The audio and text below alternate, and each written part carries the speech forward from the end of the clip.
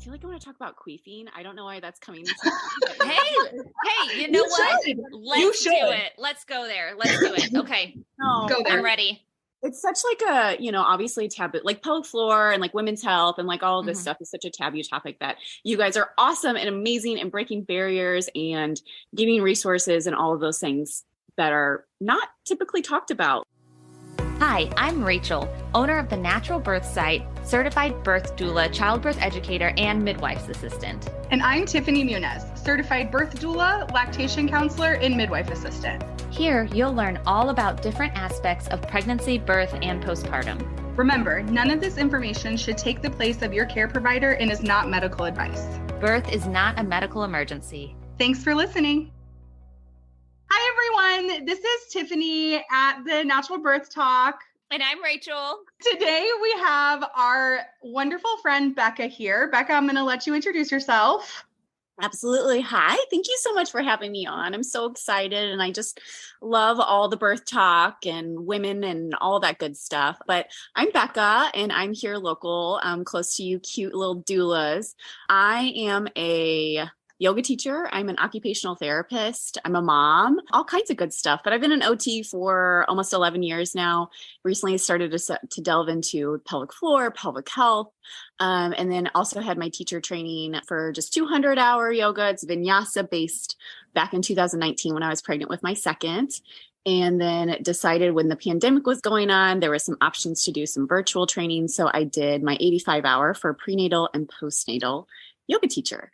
So I have that as well. And then while I was pregnant with my third, it's just, having all these babies and doing all this fun stuff.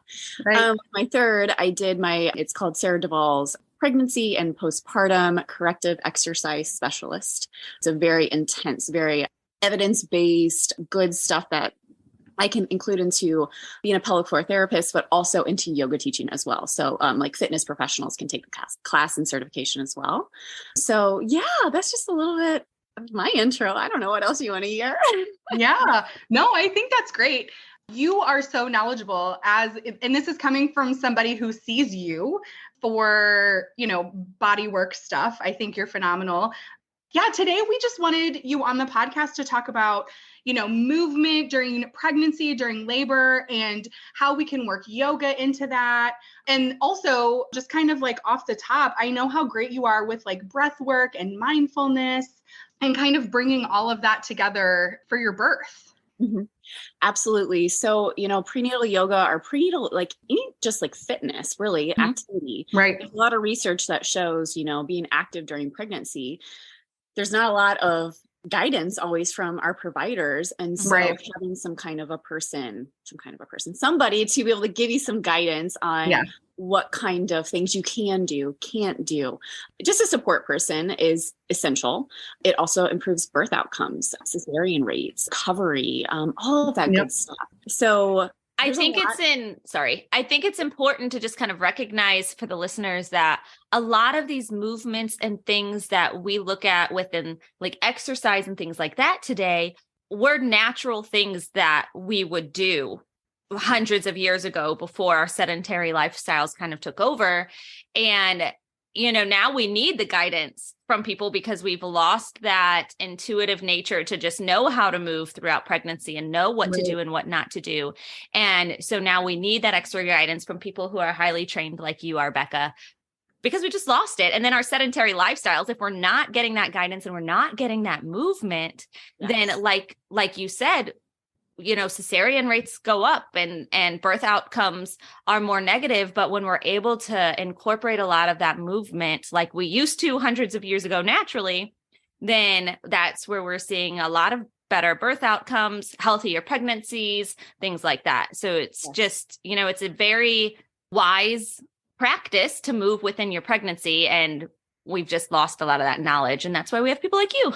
Absolutely. And it doesn't have to be, you go to a prenatal yoga class, 3 times a week or getting on your mat or not exercising for like multiple times throughout the week. It's not like we're trying to train for a marathon. Right. So we're just trying to incorporate, that's kind of what I love to do is incorporate things during your day. So habit stacking is what I call it. Yeah. So that's the best. Yes. Yes. Because who's got time to actually like commit an hour a Not day to me. stuff? Like, not me. And I obviously am a prenatal yoga teacher, and like I love having prenatal yoga classes, and like there's something so very essential, and we can talk about that too, about going to a yoga class surrounded by other pregnant people to be able to connect with something that you're going through similar, maybe different, but very similar. That's huge. But if we can just incorporate like, okay, I'm playing on the floor with my other kid or dog or whatever. If I can get on my hands and knees, do some cat cows, get in a child's pose, do my breath work, all of that good stuff. And that's enough, 10, 15 minutes, not even. So, for me, that I think is what changed it for me, because, like as a working mom and wife and all of those things, it's hard to like find the time, like you said, throughout the day to do that. But whenever I started seeing you, it was like, okay, well, maybe you can do this while you're cooking dinner. Why don't you try this? Why, when you're like watching TV in the evening, why don't you do this in your bed? I feel like that was a game changer for me. Absolutely. Yeah. And I think that comes from like my OT background, Right. She's very, very functional based, Yep. meaningful based, like what is important to that person, see how we can incorporate into their daily routines. So of course, using the yoga aspect as well, yoga is not always about doing the splits while you're pregnant, or, handstands and like all this fun stuff. Like that's not any kind of yoga, prenatal or not. Although it is really cool. I'm just going to say. It is really cool. It's super cool. There's so much cool stuff that you can do. And there's so many different types of yoga too. So it's just super cool. But, being able to have like I'm doing like a lot of nervous system, like that's kind of one of my subspecialties that I like to like learn a lot, polyvagal, all kinds of good nervous system based approaches, which yoga is an excellent tool to be able to stimulate, calm, ride the waves of the nervous system, stepping onto your mat to connect to breath, to connect to others, because we co-regulate off of others. So surrounding yourself with your circle. So yeah, it's super good. I mean, there's so many benefits to it, and that mind-body connection. It's promoting a healthy pregnancy, learning confidence in your motherhood journey, feeling connected to others in the similar phases as you are, labor and delivery prep. I love talking about labor delivery prep. My last series that I just had, I had a mama who just had a baby. I don't know, I guess it's been a couple weeks. She texted me and she's like, I know you don't want to know this, but like all of the things that you gave me, like I barely tore, and all of this. That's awesome. Recovery is amazing. And like, that was just yoga. That was like a 4-week yoga series that she came to. And then you were like, but actually I do want to know that. I love those things. She's like, TMI, but I know you want to know. And I'm like, absolutely. Like, how's your vagina? How's your poop? Like, tell me everything. Like, That's awesome. Yeah. Easier, smoother recovery, understanding the body. And again, like tapping into that nervous system. Like we live in such a high demand where we sit down, sedentary, or high demand stresses of these stupid obligations to, I don't know, birthday parties. I just have my kids' birthday parties this weekend.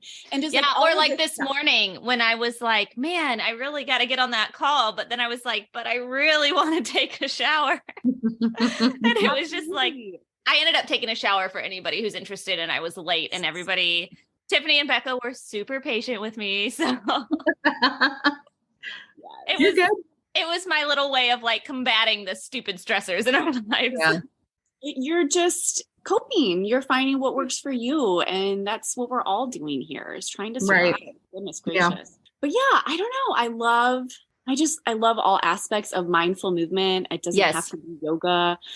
Just maybe it's going for a walk and being aware of your environment and people around you, and taking some big, yummy, deep breaths in. Breath work is like, I don't know, there's not a one size fits all for everybody, but that's like my first thing that I tackle on with patients, clients, whatever, because there's so much connection from your pelvic floor and your diaphragm and everything, the space in between it, and it affects everything else, the nervous system, alignment, all of that good stuff. And so we obviously cover that in yoga and yoga classes or yoga sessions.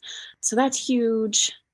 I feel like I want to talk about queefing. I don't know why that's coming into Hey, you know what? Let's do it. Let's go there. Let's do it. Okay. Go there. I'm ready.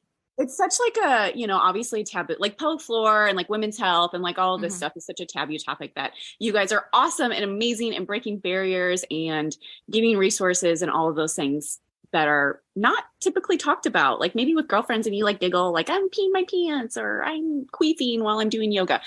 So queefing I just saw talk to a person this weekend, and it's something that I've struggled with as well. Like Mm-hmm. after you have a baby, like things change, right? Mm-hmm. Vagina, For sure.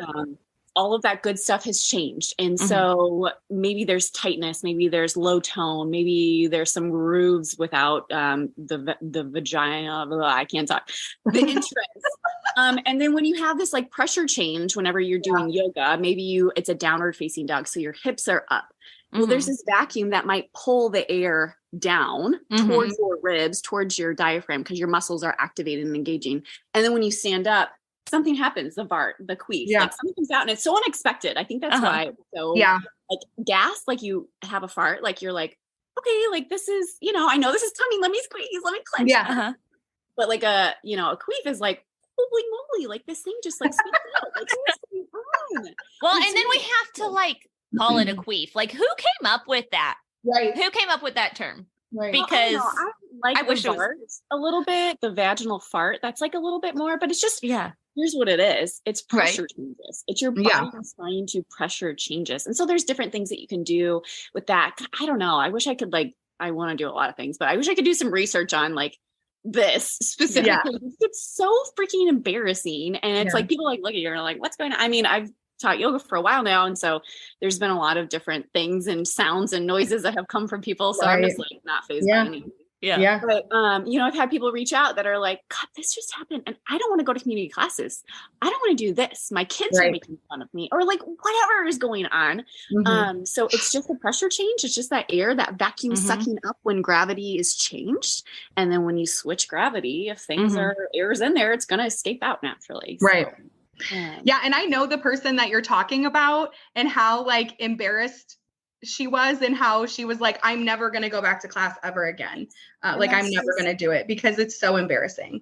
And it breaks my heart because if there's something that tickles somebody's fancy by going to a community class, fitness class, whatever makes them happy, like I want them to be able to do that. And that's again, like something that I step into, like these meaningful occupations with whether it's yoga or walking or running. Running is huge. Jumping rope, playing with kids on the trampoline, like all of that stuff. Like you want to be able to have those things that are important to you.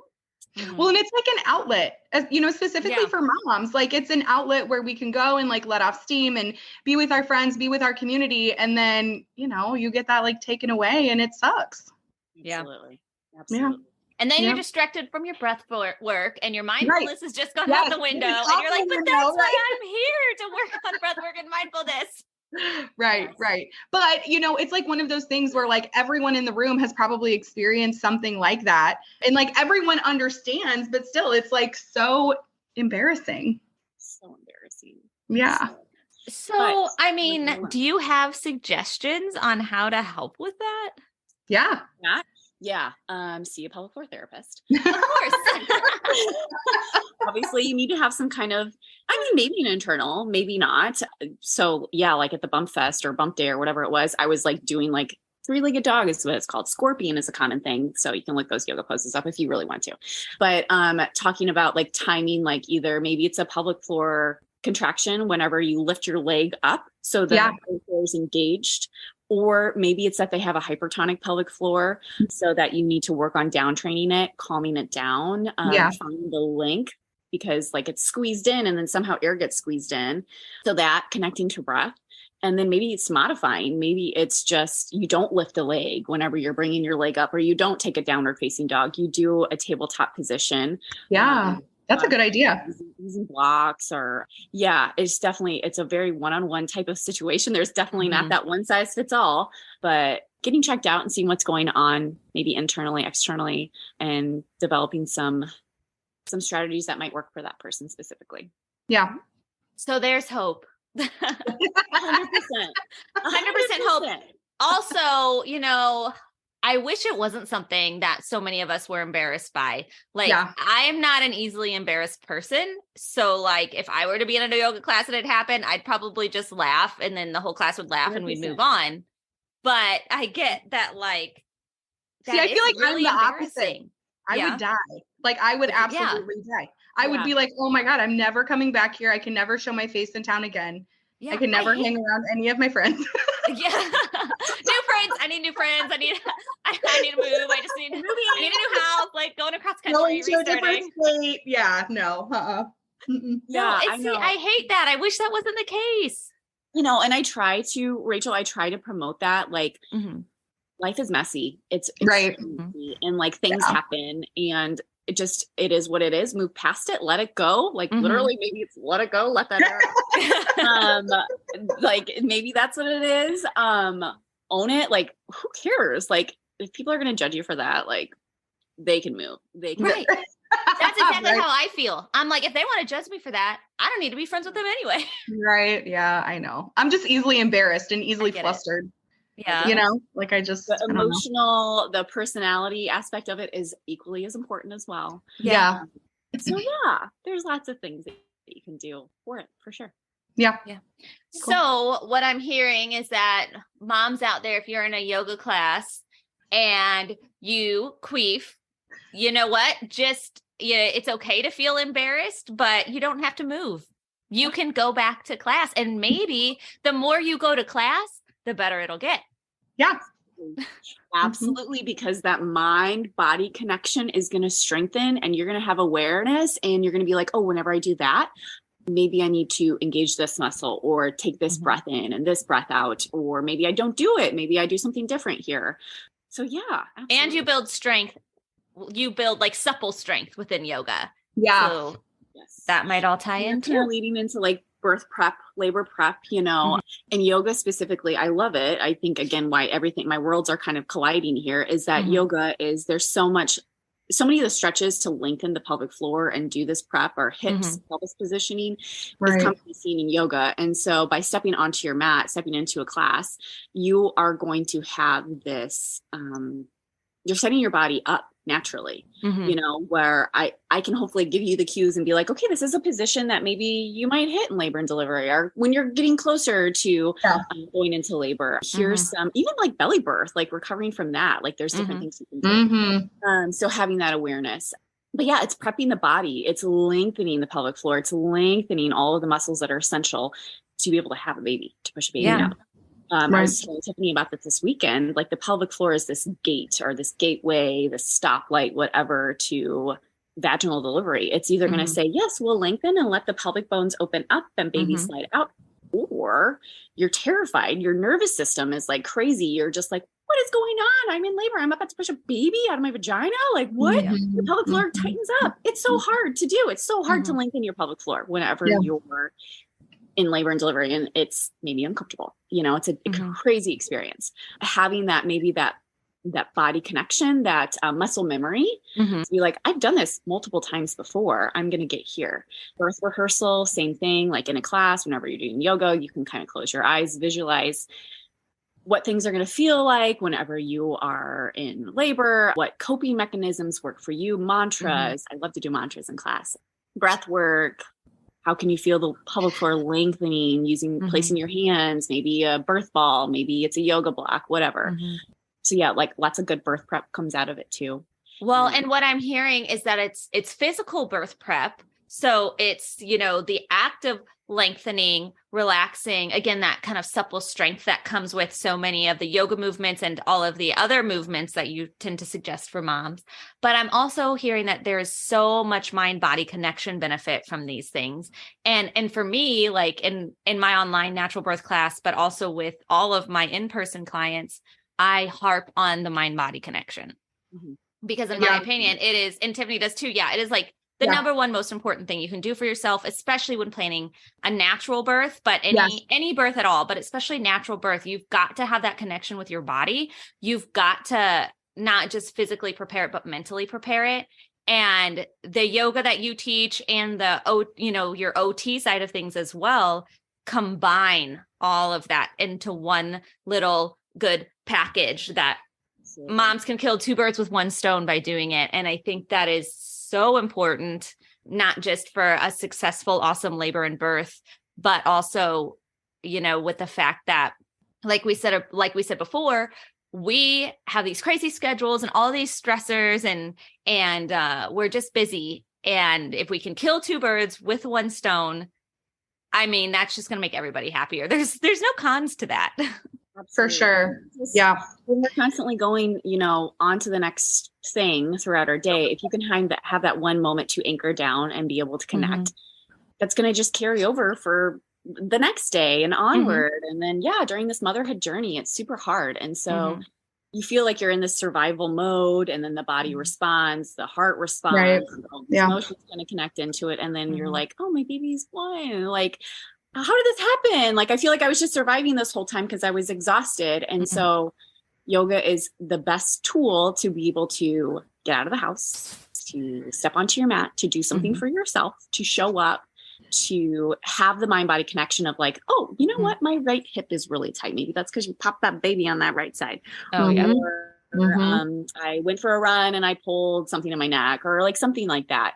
Just having awareness, and then just checking in. Like it's a mental, emotional check-in to be like, I haven't even thought about my breath. I woke up today and I was just boom, boom, boom, boom, boom. Right. Now I'm actually thinking about, my inhale. I'm breathing into my shoulders. And it's like, we don't want to breathe into these guys. These are tight. Maybe that's why your traps are constantly tight. So if we can get this full, like 360-degree breath, Tiffany knows what I'm talking about. And I have to say, exactly I notice when my shoulders are tight, my pelvic floor is tight. We have that full mind, like that literal connection throughout our whole bodies, where I'm like, as soon as I like relax my shoulders, I'm like, I felt that in my pelvic floor as well. Yeah. I was just telling Becca this the other day when I went in for a visit. I was like walking up my back door and I could see my reflection like in my back door. And I was literally walking like this. And then it obviously just like trickles down your entire body. Next thing I know, I'm tense, like all in my pelvic floor, in my legs, in my back. Yeah. So it's a lot of stuff going on, like a lot in your head, a lot in your heart. And so then, the body is naturally going to respond. The body's this book, and it tells us a lot of things that words might not be able to tell us. And so just being able to understand, like, look at those physical changes and you're like, God, wow, who is that person? And then for real, and like, chill out for a second. It's huge.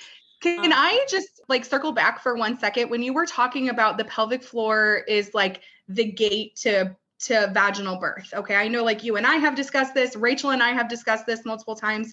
And since we're talking about like movement during pregnancy, I know like me personally, I've had several clients who were like CrossFitters or like long distance runners or like weightlifters, things like that. And I think that just talking and speaking about that mind-body connection is so important, specifically for people like that who are used to like having tension in their body when they're working out, when they're cross-fitting, when they're, lifting really, really heavy weights. Although that is like really, really awesome, sometimes that can be counterproductive to birth and to that mind-body connection because they're straining so much. Can you just speak on that just for, a minute or two? Absolutely. So, I think that is because there's a lot of light that's kind of coming to this as well, is that, everybody is Kegel. I've got to strengthen my pelvic floor. I've got to, build up the strength. And it's actually, you want to have functional range of the pelvic floor. This is like the most common explanation that therapists will say, your biceps. So if you hold your bicep in this position for hours, I don't know, it's going to be tight and it's not going to be able to extend. Like it's going to up. So it's the same thing with the pelvic floor. If you're constantly tightening it, it's not going to be able to lengthen. And so then you're going to have issues. Like the pelvic floor is like a reactor. So if there's something else going on, the pelvic floor is usually the last one to be like, you need to fix this shoulder injury or this breath work. Your breath work is terrible. Like whatever it is, it responds back. So in labor and delivery, pregnancy, which sounds like it would be, we need to have the support, obviously the strength, but we need to know how to downtrain and how to relax and lengthen the pelvic floor to be able to allow the bones to do its job to be able to get the baby out. So there's a lot of different stretches. Again, like having knowledge of like where the positioning of the baby is and how you are progressed in labor, how to position the pelvis, whether you need counter pressure, if you want that.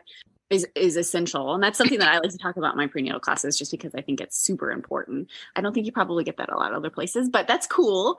Right. Having like awareness of getting the baby engaged. All right, Mhm. baby's engaged. How do we kind of get that mid pelvis opened up? We're going to do some asymmetrical hip movement to it's ready to push. Baby's ready to come out. So we're going to do some hip internal rotation to be able to get the sits bones to open up, pelvic floor to lengthen, Right.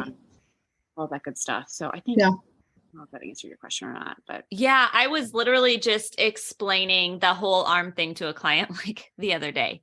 I was like, you have to understand how your pelvic floor works. And I usually, I mean, I'm obviously not an OT. I have a little bit of pelvic floor training, but I usually have moms sit on the toilet and start practicing bearing down on the toilet. Because I always say, like, you don't really know what you're doing, especially with first time moms. So you don't want to pee yourself. Like, start on the toilet.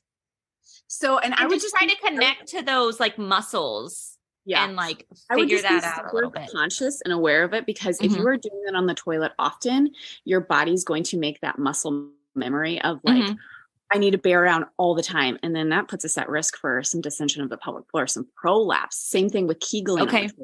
If you're sitting on the toilet and you're like, your doctor's like, oh, you need to just do some Kegels. Like, just practice when you're on the toilet. Hold your pee in, hold your pee out. Is going to, your body next time that it gets on the toilet is going to be like, oh, this is what I do whenever I sit on this toilet. I love labor and delivery. Interesting. Because that's when my body naturally responds. So maybe sitting on the toilet and breathing, put your mantra cards out there, come back to that birth rehearsal. But absolutely 100%. Yeah. Your body needs to know bearing down, like it needs to know like what it feels like. And I just have them start on the toilet so they don't pee themselves. I'm like, once you've figured out how to like do that without peeing yourself, you can practice in the car. You can practice. Yeah. I'm like, you can practice all the time, you just like, I would just say start on the toilet just in case. Absolutely. Because those first time moms, like, you have no idea. Like, you have no idea what things are going to feel like, how your body's going to respond. And so you can do so much prep, so much different things, but until you get into it, until you are going through whatever it is, labor, delivery that you're going through, you might respond in a different way than you were expecting, or you might prefer something differently. For sure. It's important to have your birth team, your support team, your circle of who you want to be there that knows like, hey, do you want to try this? I mean, Tiffany's a perfect example for that. Like my second baby, I wanted counter pressure during my whole probably active phase of labor, and then transition and pushing. I didn't want to be touched. I was like, until you didn't, right? Alone. And I didn't even know that. I was like, we didn't even talk. I don't even know if we talked about that during like prep. Like it was just something like you just started, you were like, let me just try this. And it felt good at the time. And then same thing with my last, I labored through all the way. Probably shouldn't have got the epidural, did, but I was ready to push after I got it. And he was here within 15 minutes. And I remember laying on my side and you're like, hey, don't you want to push in hands and knees? And I'm like, oh yeah, that's right. I did. So having your birth support and like, so much prep that you can do for it along the way that's going to help you, but having your people there for you for sure. Yeah. Well, having your people there, absolutely. Like hands down, guys, hire a doula. Like, I mean, I'm not just saying it because I'm a doula, like hire a doula, but I hired a doula before I was a doula. See, I almost hired a doula and somebody talked me out of it with my first, and I still had an okay experience, but it would have been way better had I hired the doula. Yeah. Yeah. You this is like, you're going to have had this experience 1, 2, 3, maybe 4. I don't know, maybe more than that times.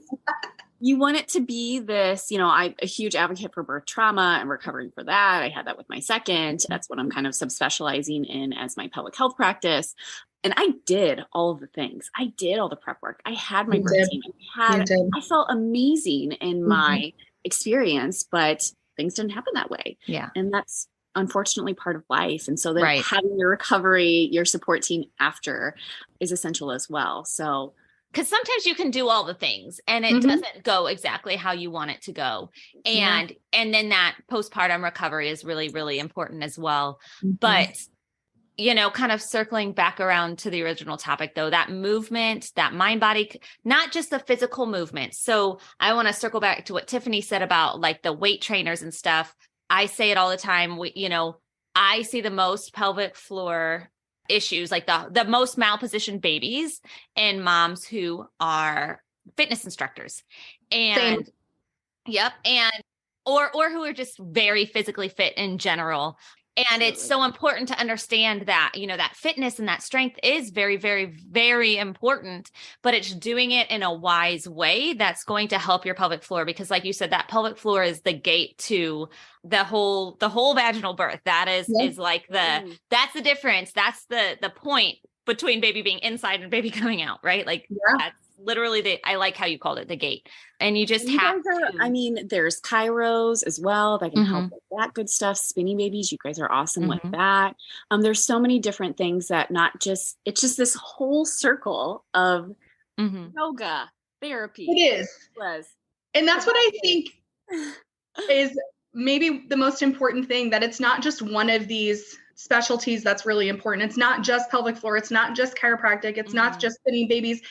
It's doing all of these things together to really, have your best shot. And again, because we live sedentary, stressed out lifestyles. Right.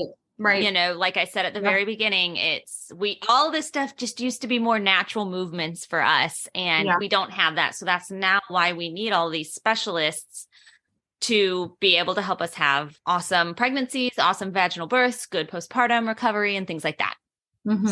Yep. Agreed. Anything else you want to add? Anybody?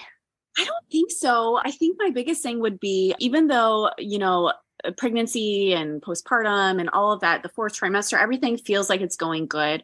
I would say just definitely continue to support yourself with whatever providers that you need. I worked in the geriatric population for a good 10 years.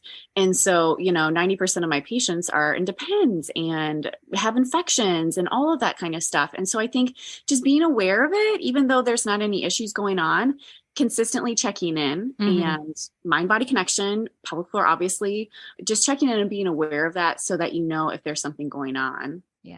Well, for lifelong health, it's not just pregnancy, birth, it's not postpartum. Just pregnancy. It's not just postpartum. It is whole health for the rest of your life. Yep. Awesome. Pregnancy, doesn't put you at risk. I hate that word, but you've had a bowling ball on your pelvic floor, on your hips, on your back, like everything, maybe some trauma to your tissue from scar tissue, whatever, just having that awareness. And so you're not, 50, 60 going through menopause and you're leaking and pain with sex, like, I don't know, anything and everything. So for sure. I think that's it. Awesome. All right. Awesome. Well, thanks for being on with us, Becca. I know. I really appreciate this with you girls and just all the things. And it's just so cool. Yeah. Thank you so much. All right, listeners, we're going to put some links in the description below that you can go ahead and check out. But if you guys have any questions, just email me and Tiffany at contact@thenaturalbirthsite.com, and we will talk to you guys in the next episode. Thanks for listening. Hi, everyone. Bye.